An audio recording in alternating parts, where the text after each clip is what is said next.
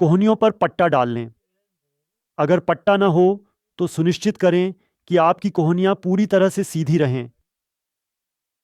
4 पैरों पर खड़े हो जाएं और फिर हाथों को आगे की ओर इतना बढ़ाएं कि आप अपनी छाती को नीचे लाने में सक्षम हों।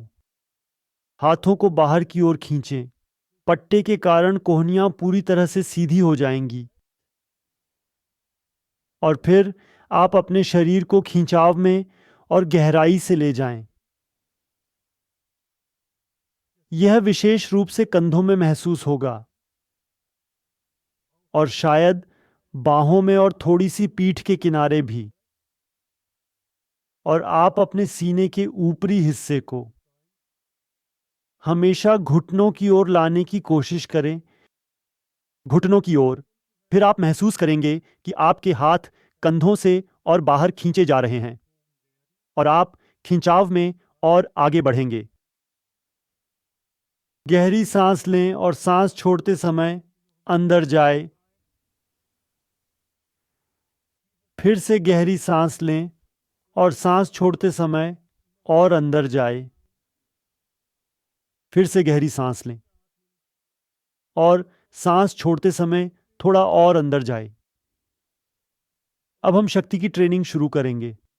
आप अपने हाथों को जमीन पर जितना हो सके दबाएं, जितना हो सके जोर से। अपनी ताकत लगाएं और दबाव बनाए रखें। जोर से दबाएं जैसे आप जमीन को दबाना चाहते हैं। अब ढीला छोड़ें और थोड़ी और गहराई में जाएं।